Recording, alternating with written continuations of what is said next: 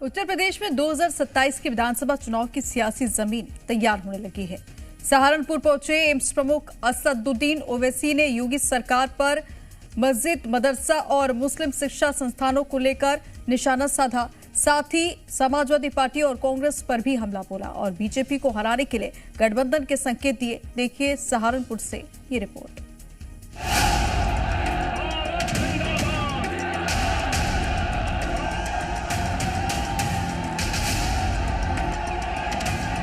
UP के सहारनपुर में ओवैसी ने कदम रखा तो मुस्लिम पक्ष का हुजूम उनके स्वागत में उमड़ा।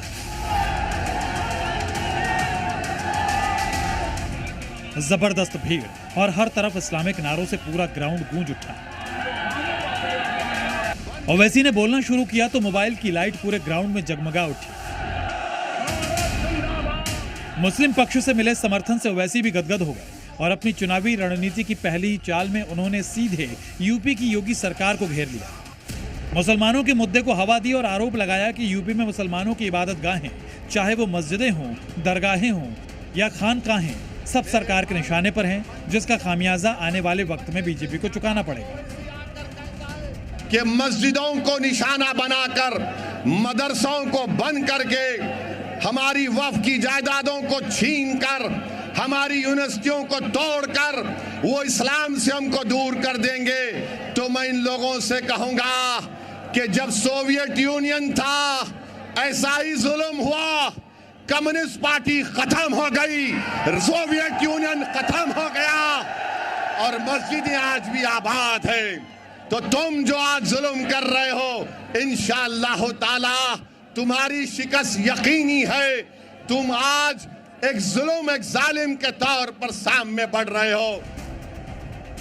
धार्मिक स्थलों के साथ साथ ओवैसी ने मुस्लिम समाज की शिक्षा व्यवस्था और मदरसों पर हो रही कार्रवाई को लेकर सरकार की मंशा पर गंभीर सवाल उठाए। उन्होंने रामपुर की मोहम्मद अली जौहर यूनिवर्सिटी का जिक्र करते हुए कहा कि जिस संस्थान में 3000 से ज्यादा बच्चे पढ़ रहे हैं, उसे साजिशन तबाह किया जा रहा है।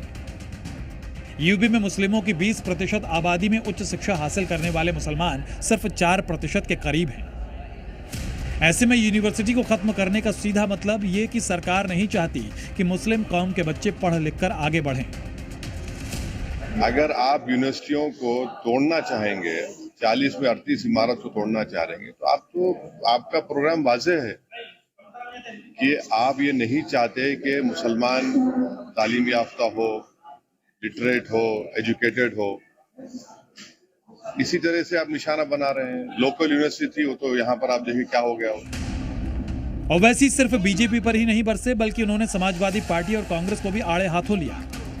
साथ ही 2027 के चुनाव के लिए अपनी रणनीति साफ करते हुए ओवैसी ने साफ कर दिया कि वो उत्तर प्रदेश में बीजेपी को रोकने के लिए किसी भी दल से गठबंधन करने को तैयार है।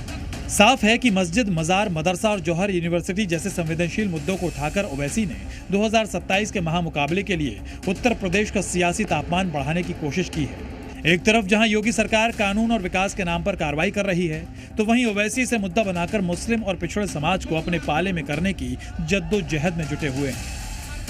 सहारनपुर से नीना जैन के साथ ब्यूरो रिपोर्ट, जी मीडिया।